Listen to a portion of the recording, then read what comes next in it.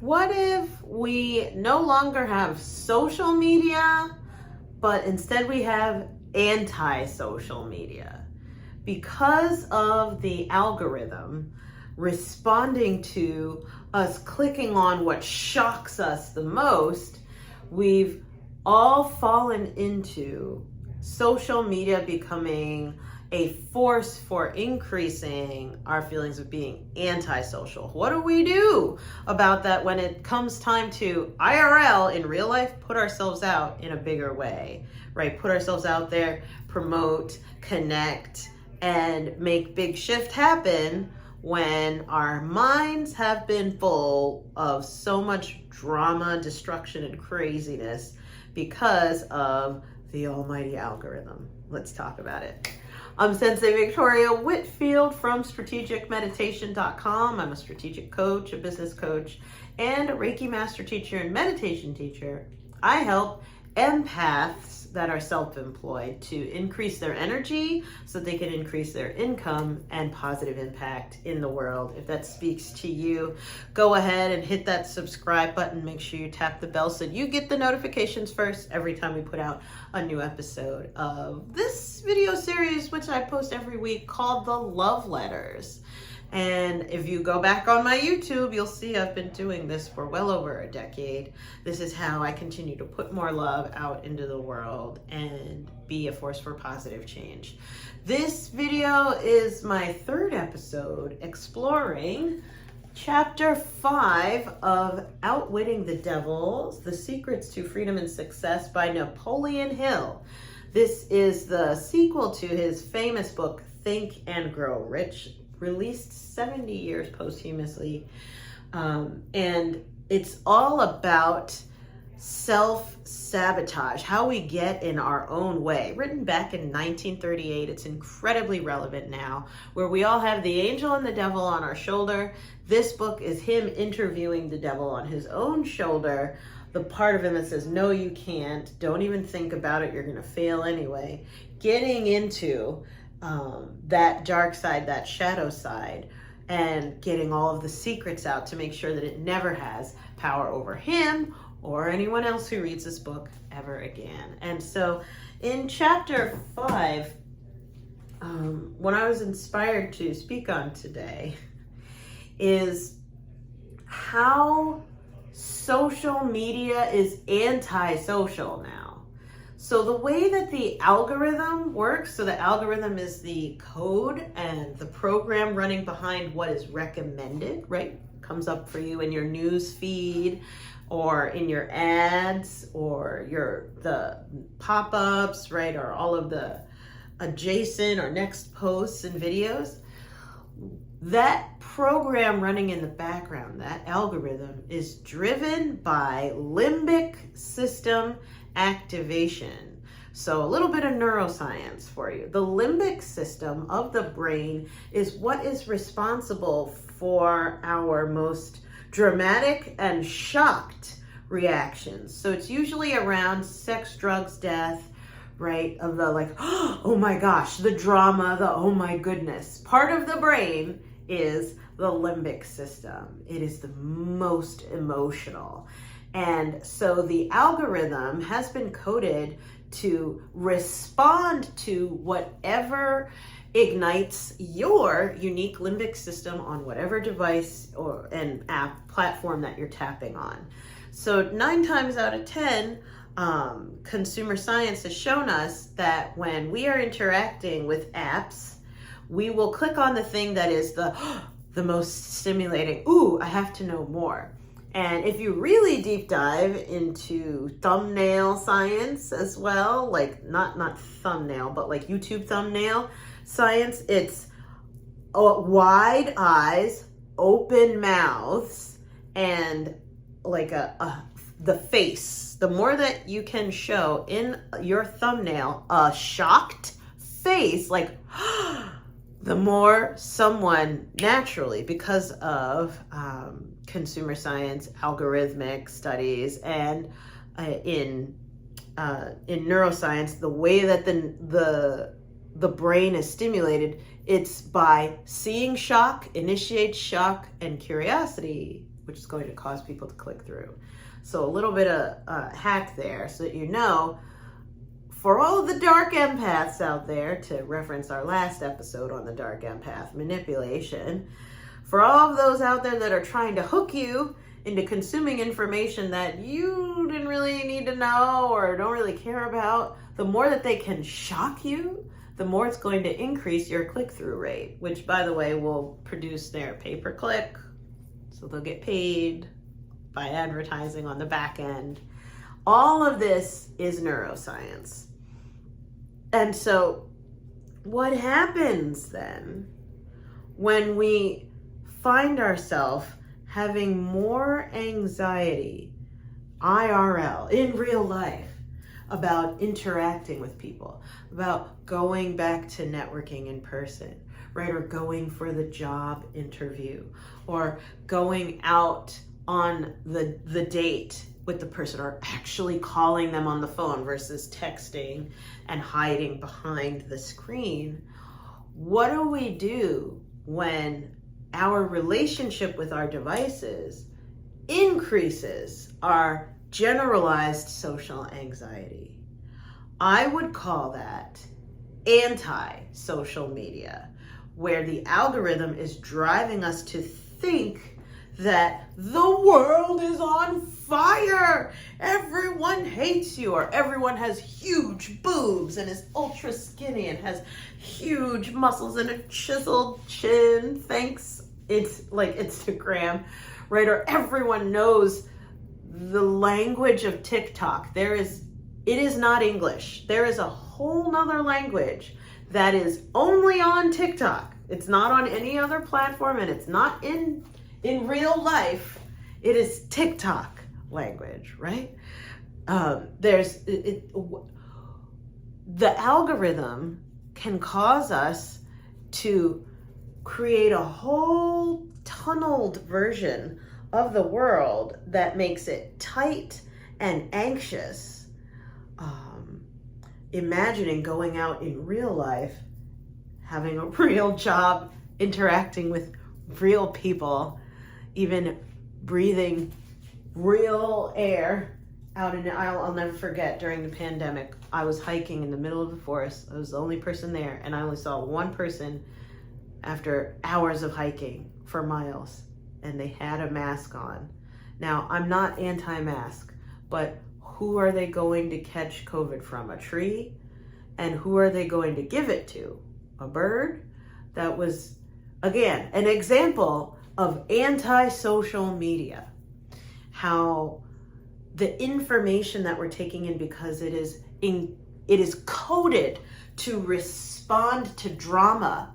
It is coded to stimulate neurologically your limbic system, right? The neuroscience backs this. And it's called neuromarketing, if you want to Google behind what I'm talking about. Neuroscience-driven marketing is neuromarketing. So what do we do when we have that generalized anxiety about just having like a talk with a loved one who we haven't seen in a while, or calling someone out of after a long time, or getting out onto the dating scene, the job market again? How did we get to that generalized state of anxiety, and how do we get out of it? How do we escape anti-social media? This is where we're going to turn to Outwitting the Devil by Napoleon Hill. Now keep in mind, I'm going to be reading to you a selection from chapter 5 of this book. This was written in 1938. So, Great Depression, First World War, like Nazi Germany, the really powerful situation going on right now. And when he was writing. And remember, what I'm about to read to you was written in 1938. It was not written now. And we're going to be looking at anti-social media. So Hill asks the devil on his shoulder, Go ahead and tell me some of your other tricks for which you allure people into drifting right aimlessly in life. And the devil on his shoulder responds, one of my most effective tricks known to you as propaganda. This is the instrument of greatest value to me in setting people to murdering one another under the guise of war. The cleverness of this trick consists mainly of the subtlety with which I use it. I mix propaganda with the news of the world. I have it taught in public and private schools. I see that it finds its way into the pulpit. I color moving pictures with it. I see that it enters every home where there is a radio. I inject it into every billboard, newspaper, and radio advertising. I spread it in every place of business where people work. I use it to fill the divorce courts, and I make it serve to destroy business and industry. It is my chief instrument for starting runs on banks. My propagandas cover the world so thoroughly that I can start epidemics of disease, turn loose the dogs of war, or throw business into a panic at will. Hill responds, if you can do all that you claim with propaganda, it is little wonder that we have wars and business depressions. Give me a simple description of what you mean by the term propaganda. Just what is it and how does it work? I wish to know particularly how you cause people to drift through the use of this devilish device. The devil on his shoulder responds, propaganda is any device, plan, or method by which people can be influenced without knowing that they are being influenced or the source of the influence. Propaganda is used in business for the purpose of discouraging competition. Employers use it to gain advantage over their employees. The employees retaliate by using it to gain advantage over their employers. In fact, it is used so universally and through such a smooth and beautiful streamlined technique that it looks harmless even when it is detected. Now again, I remind you, this is written in 1938. Hill next says, I suppose some of your boys are now engaged in preparing the minds of the American people to drift into some form of dictatorship. Tell me how they work. The devil on his shoulder responds, yes, millions of my boys are preparing Americans to become Hitlerized. My best boys are working through politics and labor organization. We intend to take over the country with ballots instead of bullets. Americans are so sensitive they would never stand the shock of seeing their form of government change with the aid of machine guns and tank cars. So our propaganda boys are serving them a diet they will swallow.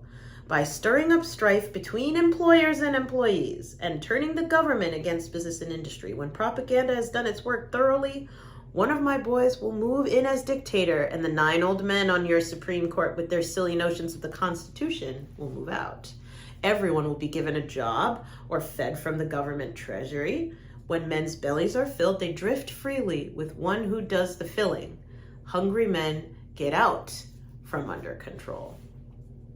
Hill continues, I've often wondered who invented the clever trick with which you call propaganda. From what you tell me of its source and nature, I understand why it is so deadly. Only one as clever as you could have invented such a device with which to dull reason, to throw the will, lure men into drifting. Why do you not use your powerful propaganda to gain control of your victims instead of subduing them through fear and annihilating them through warfare? The devil on his shoulder responds, what is fear of the devil except propaganda? You have not observed my technique very carefully, or you would have seen that I am the world's greatest propagandist. I never attain an end by direct open means, which I can achieve through subterfuge and subtlety. What do you suppose I'm using when I plant negative ideas in the minds of men and gain control of them through what they believe to be their own ideas? What would you call that except the cleverest of all forms of propaganda? Hill responds, surely you are not going to tell me that you destroy people through their own help without their realizing what you are doing? And the devil on his shoulder responds, that is exactly what I wish you to understand. Tying this back, wow, from 1938 to anti-social media. Social media has become an engine of propaganda.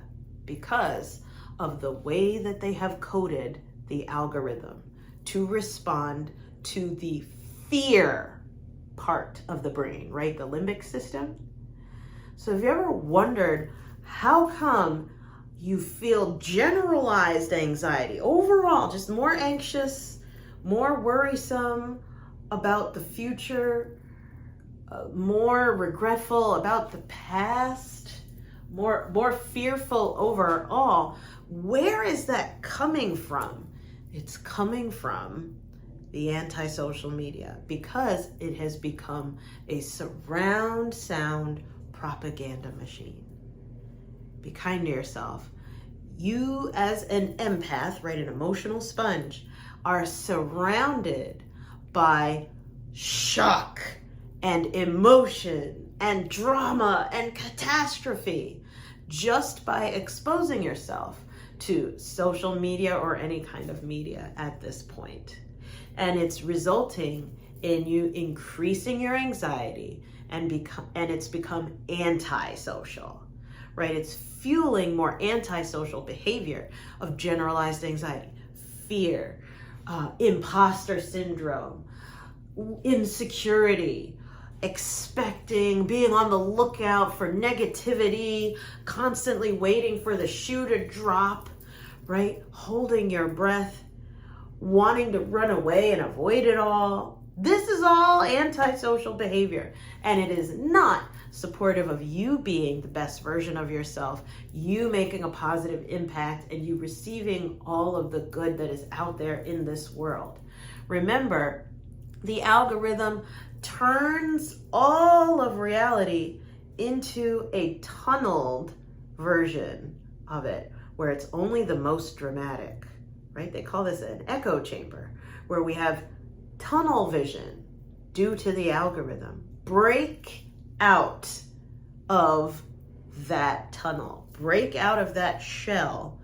Get out. Like, I know you're watching me on the device. I know. And let this be the last thing you see before you delete the apps off your phone, before you shut off the TV and close the laptop and actually power down your CPU. Not just close it, turn it off. As we say in New Jersey, turn it all the way off for once, give it a rest, and go outside, right?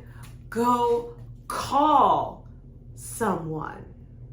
Go talk to someone. Go hug somebody. Go pat an animal, right?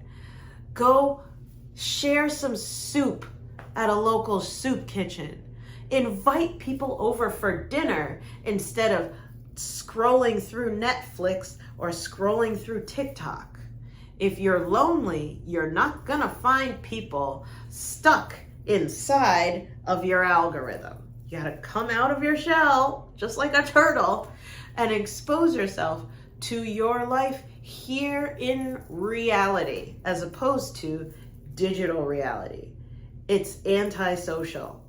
Being on the apps all the time. Break the cycle. The tarot card, the angel tarot card of the day is 10 of water, 10 of cups for those who are following the traditional tarot. So 10 is the most, a lot, abundance of water, emotion. Emotion. Now it's right side up. So this is something you already know. It needs to be highlighted. So I'm going to read to you and we'll come back. You have a content and rewarding family life. I'm going to stop for a moment.